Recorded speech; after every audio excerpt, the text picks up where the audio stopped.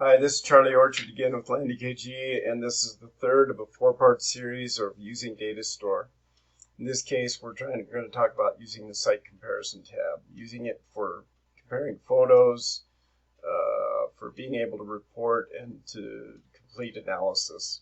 A quick review: the first part of our series was just the initialization, activation, and adding a new site, just beginning to use DataStore. Part 2 was adding a new reading to that site once you set the site up. Part 3 is using the comparison tab, which is today's discussion. And Part 4 will be using the history tab.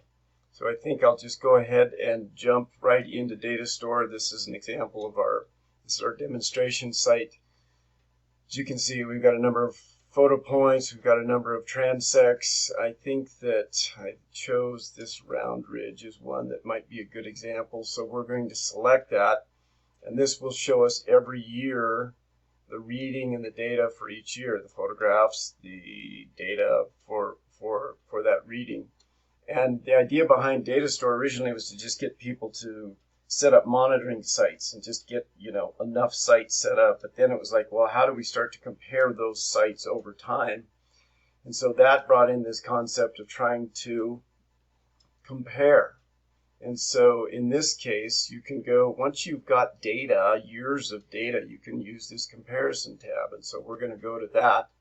We've got two primary ways of comparing. We've got photography. We can compare up to 4 different readings. The default is 2, but we can compare up to 4 readings, and by choosing 4 readings, you'll see that we get 4 particular columns that come up, and then with the drop down, we can choose whatever year it is that we want to compare. And in this case, we'll look at 2013, we'll look at 2014, we'll look at 2015, we'll look at 2016. And then I'll pull this up here. And as you can see, this is the short line photos. This is the long line photos of each year. This is the Hoop 1 photos. This is the Hoop 1 back landscape shots with Hoop 1 central in each picture. Here's the Hoop 2 photo. And then here's the Hoop 2 back photo. And so what we try to do, the thing to remember is we're trying to be consistent. Quickly, I'll show you if we wanted to, we can click on any particular image and it will expand it up so that we can look at it. But the other option that we can do is by holding the control button. We can hold the control button. This is with a PC anyway. I can say if I wanted to compare this shot with this shot, by holding the control button down and clicking on each of those images, it will bring up a split screen of those images. And this central bar serves as a wiper function that allows us to compare what things look like then versus what they look like now. Quite a distinct comparison right there. A couple of nice things to notice. We kept our skyline pretty consistent, which is helpful. And especially when we talk about the hoops, that's important, and I'll jump into that.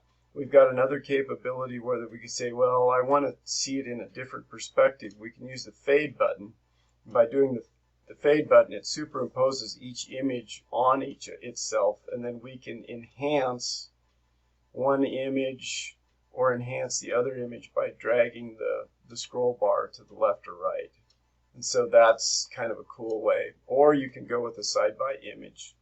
And so we've got both of them side by each. And so that's a third way that you can try and do that. I'm going to exit out of this.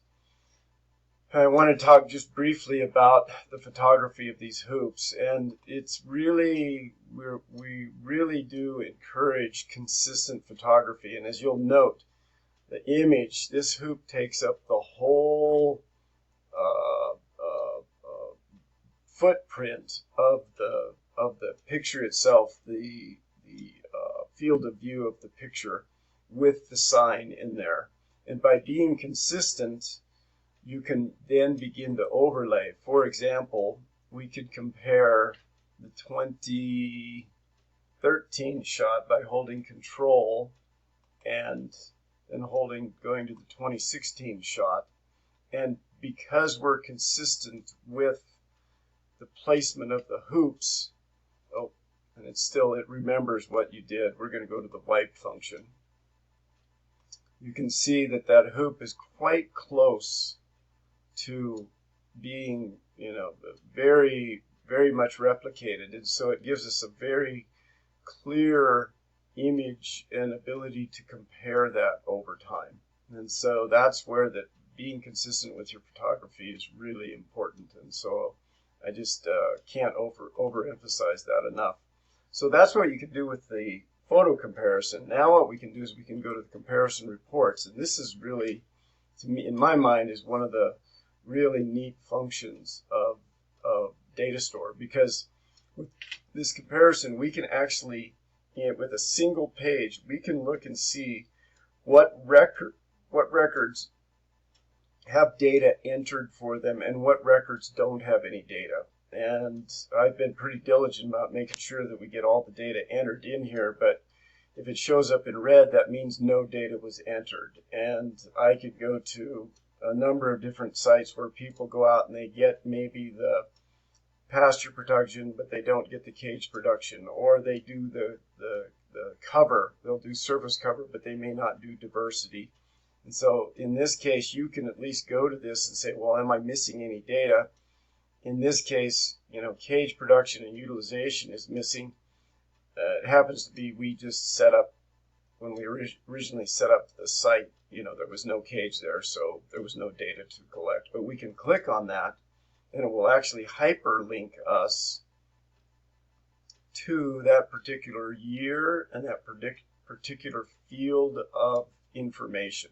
So in this case, there was no production. There was no way hadn't been a cage there, so we couldn't evaluate that. But it allows you, if you said, I'm seeing missing data because I see red, you could say, oh, that was the year 2014. You can go to your 2014 notebook and say, oh, this was my data. I can put that in. And so it's a great way to help you summarize and see, because it's important to get as much of your data that you've collected into DataStore. So anyway, this is the data side of things. You'll see that there's 3 different tabs right here. There's weather and production, production and grazing, and cover report. Now we can start looking at this over time. And so in this case, we've got 3 charts. We've got cover, we have leaf height and live canopy, and we have plant diversity. And one of the things that you can turn these tooltips off or on, and it's something that sometimes it's a little simpler to just have it turned off.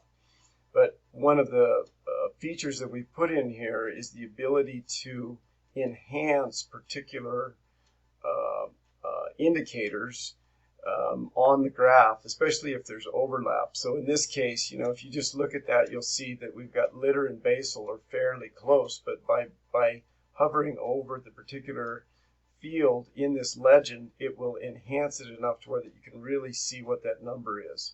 And so in this case, basal has ranged from 8 down to 5, but pretty consistently around 8. Litter in this case has been upward in the upper teens into the single digits in some cases, but then has moved over time into the the low 20s. And our bare ground itself has ranged from 75 up to 90, down into the 70 range. So it's a pretty effective way to evaluate this. And if I wanted to present this in a chart, I could just screen capture this, paste it into PowerPoint, for example, and I could present this in that way. And we have leaf height and percent live. Same way, we're able to enhance a particular field maximum leaf height. In this case, you'll see there's a varying range, and then average leaf height. Once again, we've seen the variation over time. Most of it relating to either stalking rate and or the drought conditions or moisture conditions for the year. And then lastly, and you can't really see all of it because my image is in the way, but you can see from a species plant diversity category, we can look and we can see we had 4 grasses, 2 forbs, and 1 other in 2011. 2012, we went from 3 to 1 to 1. 2013, we dropped way off on our grasses, or at least that was the most that I could identify was 2 different types. But then in 2014 was able to identify 4 different types. So this is a pretty good way to show over time things that have been going on. And I can exit out of this. I can go to our production and grazing report. This is a good example where enhancing can help because there's a lot of overlap. Relative to this. And so I'm going to enhance my cage production, and so I can see what it's been compared to what my pasture production has been. The next indicator is the Grazing Index, and in this case, you can see that we've ranged from 1 to 2 to 4 to 3 to 2. So if you recall, the Grazing Index range, the upper scale is +5, the lower scale is -5. So we really encourage people based on intensity, how much rest period the range has, what season of use it had, and then rainfall. We're trying to encourage people to stay in the positive numbers. And then this bottom one, which is stocking rate, which is animal days per acre, is how this is rated. This is not AUMs. You can see that we've ranged everywhere from around 5 animal days per acre up to more recently almost 9 animal days per acre. But again, a very good way to present what has taken place on this site over time. And so let me go to my exit here, and then finally I can go to my weather and production report, and that one I still think we need to do work on how this data is presented because it doesn't seem to correlate exactly with the rainfall that we have in here. And so I don't have as much, I'm not as pleased with how this chart actually is, but you can see that we had a certain amount of rainfall and a certain amount of production, and kind of a correlation to the amount of rainfall and production. But anyway, this is and once again, if you wanted to present this using screen capture and pasting it onto PowerPoint is a pretty effective way to do that.